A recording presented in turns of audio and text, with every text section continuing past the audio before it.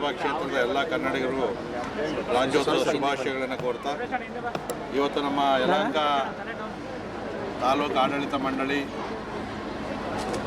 ಮತ್ತು ಕನ್ನಡ ಪರ ಎಲ್ಲ ಸಂಘಟನೆಗಳು ಮತ್ತು ನಾಗರಿಕರ ಸಹಯೋಗದೊಂದಿಗೆ ಅದ್ದೂರಿಯಾದಂಥ ಕರ್ನಾಟಕ ರಾಜ್ಯೋತ್ಸವವನ್ನು ನಾವಿವತ್ತು ಆಚರಣೆಯನ್ನು ಮಾಡಿದ್ದೀವಿ. ನಾಡಪ್ರಭು ಕೆಂಪೇಗೌಡರ ಪ್ರತಿಮೆಗೆ ಮಾಲಾರ್ಪಣೆಯನ್ನು ಮಾಡಿ ತಾಯಿ ಭುವನೇಶ್ವರಿಯನ್ನು ಅಲಂಕೃತ ಸಾರೋಟಿನಲ್ಲಿ ಸಾವಿರಾರು ನಾಗರಿಕರ ಕನ್ನಡದ ಅಭಿಮಾನಿಗಳ ಜೊತೆಯಲ್ಲಿ ವಾದ್ಯಗಳೊಂದಿಗೆ ಮೆರವಣಿಗೆಯನ್ನು ಮಾಡಿ ಮಿನಿ ವಿಧಾನಸೌಧದ ಈ ಸಾರ್ವಜನಿಕ ಕಾರ್ಯಕ್ರಮವನ್ನು ಕೂಡ ನಾವು ಮಾಡಿದ್ದೀವಿ.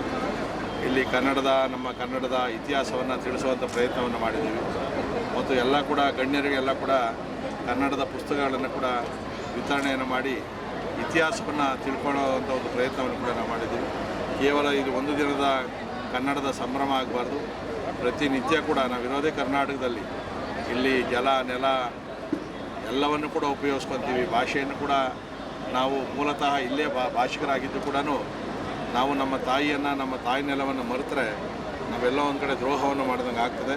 ಇದು ಒಂದು ದಿನದ ರಾಜ್ಯೋತ್ಸವ ಆಗಬಾರ್ದು. 365 ದಿನಗಳು ಕೂಡ ಕನ್ನಡವನ್ನು ಉಳಿಸೋ ಒಂದು ನಿಟ್ಟಿನಲ್ಲಿ ಏನೇ ನಮ್ಮ ರಾಜ್ಯದ ಅಸ್ಮಿತೆಗೆ, ನಮ್ಮ ಭಾಷೆಯ ಅಸ್ಮಿತೆಗೆ ತೊಂದರೆ ಬಂದಾಗ ನಾವೆಲ್ಲ ಕೂಡ ಜಾತಿ ಧರ್ಮ ಎಲ್ಲವನ್ನು ಬಿಟ್ಟು ಒಂದಾಗಬೇಕು ಅಂತಕ್ಕಂಥ ಸಂದೇಶವನ್ನು ಕೂಡ ಇವತ್ತು ಅನೇಕ ನಮ್ಮ ಗಣ್ಯರು ನಾವೆಲ್ಲ ಕೂಡ ಕೊಟ್ಟಿದ್ದೀವಿ. ಒಟ್ಟಾರೆ ಈ ಕಾರ್ಯಕ್ರಮ ಯಶಸ್ವಿಯಾದ ಕಾರ್ಯಕ್ರಮ ಆಗಿದೆ. ಈಗ ಕನ್ನಡಿಗರ ಹೃದಯ ವೈಶಾಲ್ಯ ಖಂಡಿತವಾಗಿ ಕೂಡ ನಮ್ಮ ಭಾರತದ ಜನಗಳ ಹೃದಯ ವೈಶಾಲ್ಯತೆಯೂ ಜಾಸ್ತಿ, ಅರ್ಧ ದೇಶ ಕಳ್ಕೊಂಡು. ಕನ್ನಡಿಗರ ಹೃದಯ ವೈಶಾಲ್ಯತೆ ಇನ್ನೂ ಜಾಸ್ತಿ. ಅತಿಥಿಗಳ ಸತ್ಕಾರ ಮಾಡೋದ್ರಲ್ಲಿ ಎತ್ತಿದ ಕೈ. ಆದರೆ ಎಷ್ಟು ಮಾಡಬೇಕೋ ಅಷ್ಟು ಮಾಡಬೇಕೇ ಹೊರತು ಪೂರಾ ಮನೆಯನ್ನೇ ಬಿಟ್ಕೊಡ್ತಕ್ಕಂಥ ಕೆಲಸವನ್ನು ನಾವು ಮಾಡಬಾರ್ದು. ಅವ್ರಿಗೇನು ಬೇಕೋ ಸಹಕಾರ ಸಹಾಯವನ್ನು ಎಲ್ಲವನ್ನು ಮಾಡೋಣ.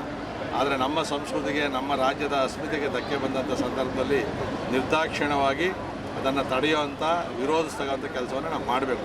ಇಲ್ಲ ಅಂತಂದರೆ ಇವತ್ತು ಬೆಂಗಳೂರಲ್ಲೇ ನೋಡ್ಕೊಳ್ರಿ, ಇವತ್ತು greater Bengaluru of authority 5 election ನಡೀತಾ ಇದೆ. ಇವತ್ತು ಕೆಲವು ಕಡೆ ಅನ್ಯ ಭಾಷಿಕರೇ ಚುನಾವಣೆಯಲ್ಲಿ ಗೆಲ್ಲುವಂಥ ಸಂಭವನೂ ಇದೆ. ಅಕಸ್ಮಾತ್ ಯಾವುದಾದ್ರೂ ಮೇಯರ್ ಕೂಡ ಅವರೇ ಆಗುವಂಥ ಸಂಭವನೂ ಕೂಡ ಇದೆ. ಮುಂದಿನ ದಿನಗಳಲ್ಲಿ ಬೆಂಗಳೂರು ಹೋಯಿತು ಅಂತಂದರೆ ಇಡೀ ಕರ್ನಾಟಕ ಕೂಡ ಇದೇ ದುರವಸ್ಥೆ ಬರ್ತಕ್ಕಂಥ ಸಂಭವ ಇದೆ.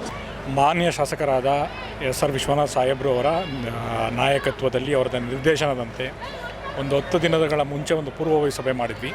ಆ ಪೂರ್ವಭಾವಿ ಸಭೆಯಲ್ಲಿ ಏನು ನಿರ್ಣಯ ಆಯಿತು ಅದೇ ರೀತಿ ಇವತ್ತು ಎಲ್ಲ ನಮ್ಮ ತಾಲೂಕು ಮಟ್ಟದ ಅಧಿಕಾರಿಗಳು, ಸಿಬ್ಬಂದಿಗಳು, ಆಮೇಲೆ ನಮ್ಮ ಸಾರ್ವಜನಿಕರು, ಶಾಲೆಯ ಮಕ್ಕಳು, ಪತ್ರಿಕೋದ್ಯಮ ಮಿತ್ರರು ಎಲ್ಲರೂ ನಮಗೆ ಸಹಕರಿಸಿ ಇವತ್ತಿನ ದಿನ ಈ ಕನ್ನಡ ರಾಜ್ಯೋತ್ಸವ ಹಬ್ಬವನ್ನು ಯಶಸ್ವಿಗೊಳಿಸಲು ಎಲ್ಲರೂ ಕಾರಣರಾಗಿರ್ತಾರೆ.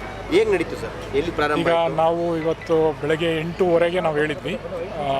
9 ಗಂಟೆಗೆ ಕರೆಕ್ಟಾಗಿ ಕೆಂಪೇಗೌಡ ಪ್ರತಿಮೆಯಿಂದ ಅಲ್ಲಿ ಕೆಂಪೇಗೌಡ ಪ್ರತಿಮೆಗೆ ಮಾಲಾರ್ಪಣೆ ಮಾಡಿ ತಾಯಿ ಭುವನೇಶ್ವರಿ ಸ್ಟ್ಯಾಚ್ಯೂಗೆ ಇದು ಛಾಯಾಚಿತ್ರಕ್ಕೆ, ಭಾವಚಿತ್ರಕ್ಕೆ ನಾವು ಏನು ಪುಷ್ಪಾರ್ಚನೆ ಮಾಡಿ ಅಲ್ಲಿಂದ ನಾವು ಒಂದು ಮೆರವಣಿಗೆ ಮೂಲಕ ಸುಮಾರು ಅರ್ಧ ಗಂಟೆಗೆ ಕಾಲ ವಿವಿಧ ಕನ್ನಡ ಪರ ಸಂಘಟನೆಗರು, ಅವರು ಇಷ್ಟೊಂದು ಜನರು ಬರ್ತಾರೆ ಅಂತ ಅಂದ್ಕೊಂಡಿರಲಿಲ್ಲ. ಅವರು ತಮ್ಮ ಮನಸ್ಪೂರ್ವಕವಾಗಿ ಸ್ವಇಚ್ಛೆಯಿಂದ ಅವರೆಲ್ಲ ಇಲ್ಲಿಂದ ಬಂದಿದ್ದಾರೆ.